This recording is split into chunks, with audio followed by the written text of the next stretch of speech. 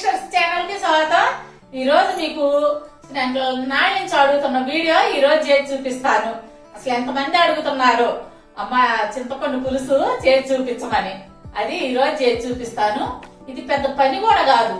1 గంట టైం మీరు కేటాయించారంటే సంవత్సరం పాటు మీకు పని లేకుండా చింతపండు పులుసు పిండుకోవటం, అప్పుడప్పుడు చేసుకోవటం, ఆ పని లేకుండా ఉంటది. సంవత్సరం వద్దులేండి, 6 నెలలకు ఒకసారి చేసుకోండి చాలు. ఈ చింతపండు పులుసు మనం రెడీ చేసుకొని ఫ్రిడ్జ్ లో పెట్టుకున్నాం అనుకోండి, ఏమైనా పండగలు వచ్చినా లేదు పిల్లలకి లంచ్ బాక్స్ లో పులిహార కలిపి పెట్టాలన్నా అప్పుడప్పుడు ఈజీగా తీసుకొని చేసుకోవచ్చు. పప్పు చారులోకి, పప్పులోకి, ఏమైనా పచ్చళ్ళు నూరుకున్నా అన్నిటికీ ఉపయోగించుకోవచ్చు. చాలా సింపుల్ కూడా చేసుకోవడం. నేను చేసి చూపిస్తాను. ఉద్యమ మీకు ఎప్పుడైనా ఈజీగా చేసుకునేటట్టే చెప్పింది కదా, అదే విధంగా ఇప్పుడు ఈజీగా మీరు చింతపండు పులుసు ఎలా తయారు చేసుకోవాలో చేసి చూపిస్తాను. చూసి అదే విధంగా చేసుకోండి. ఈ పులుసుకి ముందుగా కావాల్సింది చింతపండు. ఆ చింతపండు కూడా ఈ సీజన్ లో అయితే కొత్త చింతపండు వస్తుంది, అది తీసుకోండి. బాగా కండగల్ల కాయతో చేసిన చింతపండు అయితే జ్యూస్ బాగా ఎక్కువ వస్తుంది. పాత చింతపండు తీసుకున్నారనుకోండి, ఈ తెలుపు ఉన్న చోట సన్నగా తెల్లటి పురుగు వస్తుంది. అది అందుకోసం మీరు పాత పండు తీసుకోకుండా కొత్త పండు తీసుకోండి. ఒకవేళ పాత పండుతో చేసుకోవాలనుకున్నారనుకోండి, ఆ పురుగు అది చూసుకొని జాగ్రత్తగా మీరు ఏరుకొని తీసుకోండి. ఇప్పుడు ఈ చింతపండుని ఈనెలు అవన్నీ తీసి శుభ్రంగా కడిగి పెట్టుకుందాం. ఈ విధంగా వాటర్ తీసుకొని అందులో ఈనెలు తీసిన చింతపండుని వేసి శుభ్రంగా కడిగి వేరే గిన్నెలోకి మార్చుకుందాం.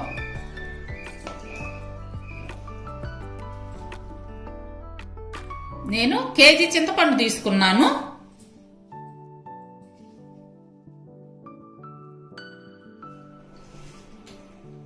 చింతపండుని ఈ విధంగా కడిగి వేరే గిన్నెలోకి తీసుకుందాం.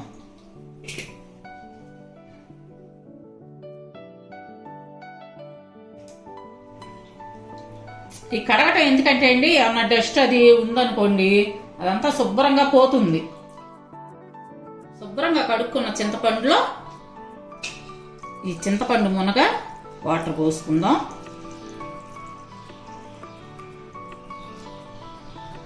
అంత చాలు. ఇప్పుడు స్టవ్ వెలిగించి మీడియం ఫ్లేమ్ పెట్టుకొని ఈ గిన్నెని పొయ్యి మీద పెట్టుకొని ఈ చింతపండుని ఉడికిద్దాం. విడిగా నానబెట్టే కంటే ఈ విధంగా చేస్తే చింతపండు తొందరగా నాని మనకు గుజ్జు బాగా వస్తుంది. ఈ చింతపండు ఉడికించడం కోసం స్టీల్ గిన్నెలే వాడండి. మామూలుగా తెల్ల గిన్నె అవి వాడారనుకోండి మంచిది కాదు, ఎందుకంటే చింతపండు పులుపు కదా, అందుకోసం స్టీల్ గిన్నెలోనే ఉడికించుకోండి. ఒక్కసారి కలుపుకోండి. ఈ విధంగా తుక్క ఉడుకుతుంది చూసారా. ఇప్పుడు స్టవ్ కట్టేసుకొని ఒక అర్ధగంట సేపు ఆ విధంగా నాననిద్దాం. ఈ విధంగా చల్లారిపోయిన చింతపండుని మిక్సీ పట్టుకుందాం. పేస్ట్ లాగా చేసుకొని ఒక బౌల్లోకి తీసుకుందాం. మిగతా చింతపండు అంతా కూడా ఈ విధంగానే మిక్సీ పట్టుకొని ఒక బౌల్లోకి తీసుకుందాం. ఇప్పుడు ఒక పెద్ద స్టీల్ గిన్నె ఒకటి తీసుకోండి, బాగా పెద్ద సైజు ఉన్నది తీసుకోండి. దాంట్లో 1 కప్పు ఆయిల్ పోసుకోవాలి.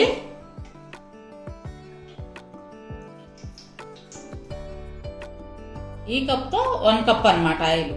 ఈ గిన్నె నేను చింతపండు పులుసు, నిమ్మకాయ పచ్చడి పెట్టడానికి ఉపయోగిస్తానండి, ఎందుకంటే పెద్ద గిన్నె. ఇప్పుడు వడబుట్ట పెట్టుకొని ఇందాక మిక్సీ పట్టుకున్న ఈ చింతపండు గుజ్జుని కొంచెం కొంచెంగా వేసుకొని మనం పులుసుని పిండుకుందాం. దీనికి చెయ్యి వాడాల్సిందేనండి, మామూలుగా స్పూన్తో అయితే దిగదు గరిటె పెట్టంటే. ఈ లోపల చూడండి గిన్నెలో ఎట్లా దిగిందో. ఈ విధంగా చిక్కగా ఉండాలి, నీళ్ళగా ఉండకూడదు పులుసు.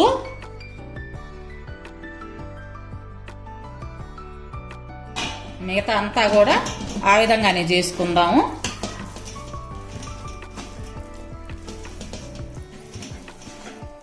ఇప్పుడు పిప్పు వచ్చింది కదా, దీన్ని ఒక గిన్నెలోకి తీసుకుందాము. దీన్ని పక్కన పెట్టుకుందాం.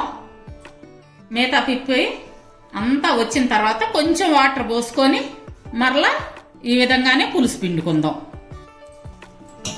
మనం మిక్సీ పట్టుకున్న పులుసు మొత్తాన్ని ఈ విధంగానే ఈ జాలి బుట్టలో వేసుకొని పులుసు పిండుకుందాం.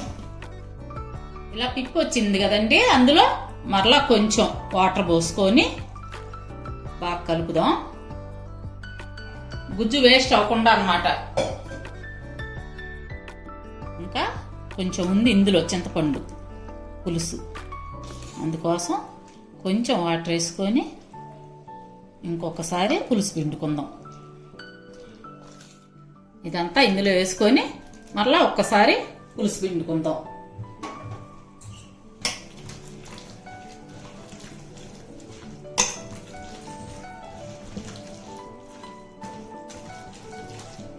దీంట్లో ఇంకా చింతపండు గుజ్జు ఉంది, ఇంకొకసారి వాటర్ వేసుకొని మరలా పులుసును పిండుకుందాం.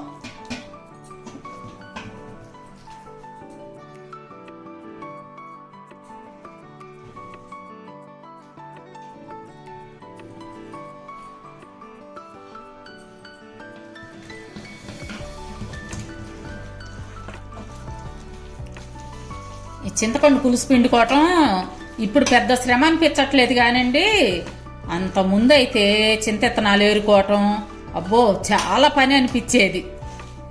ఇప్పుడు అంతా చేసిన చింతపండే వస్తుంది కాబట్టి అంత శ్రమ అనిపించట్లా. 3 సార్లు పిండేసరికి పులుసు అంతా దిగిపోయి ఒట్టి పిప్పి మాత్రమే మిగిలింది.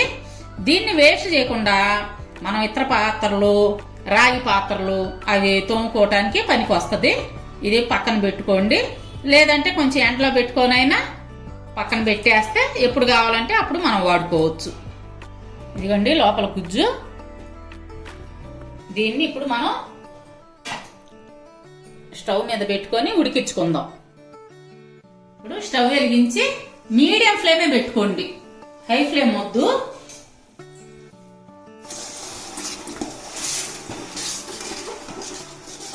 మాడకుండా ఈ విధంగా తిప్పుతూ ఉండాలి. గిన్నె ఎప్పుడైనా పెద్ద గిన్నె తీసుకోండి, ఎందుకంటే ఈ ఉడికేటప్పుడు చింది పడుతుంటదండి, అందుకోసం పెద్ద గిన్నె తీసుకోండి. ఈ చిందినప్పుడు పొయ్యి అంతా ఆగమవుతుంది చిన్న గిన్నె అయితే. పెద్ద గిన్నె అయితే ఆ ప్రాబ్లం ఉండదులేండి. ఇప్పుడు ఇందులో 2 స్పూన్లు పసుపు,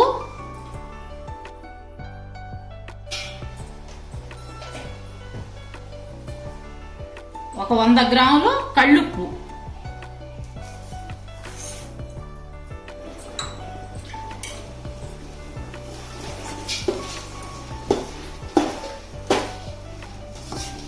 ఈ ఉప్పు నూనె వేయటం వల్ల ఏంటంటే మనకి సంవత్సరం పాటు అయిన నిల్వ ఉంటుంది.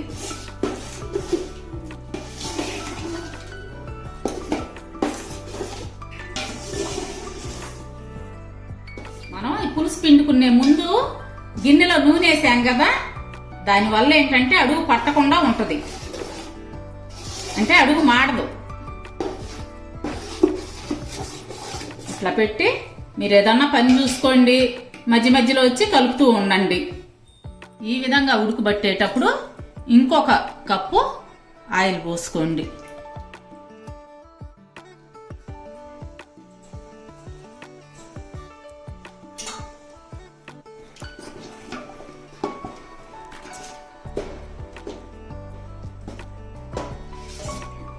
ఈ ఆయిల్, ఈ ఉప్పు ఏంటంటే ప్రిజర్వేటివ్ లెక్క అన్నమాట.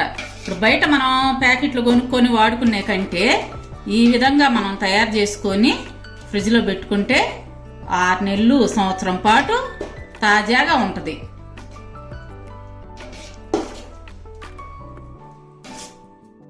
ఇప్పుడు ఈ స్టేజ్లో చింది మీద పడుతుంటుందండి, చూసుకోండి. అసలు తిప్పి చిందకుండా ఇట్లా మూత పెట్టుకోండి. మరలా ఈ మూత తీసి కలబెట్టుకోండి.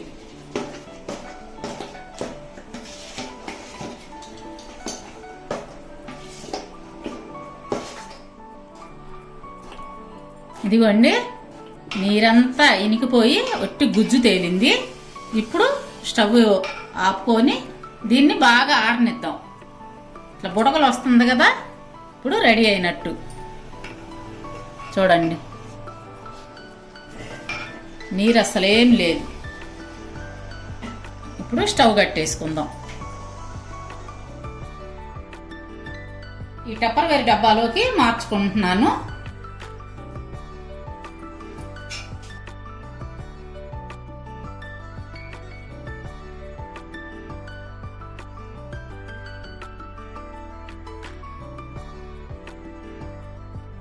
ఇప్పుడు ఈ నిలవ పెట్టుకునే డబ్బా అస్సలు తడి అనేది ఉండకూడదండి, బాగా పొడిగా ఉండాలి. తడి ఉంటే ఈ పులుసు పాడైపోద్ది.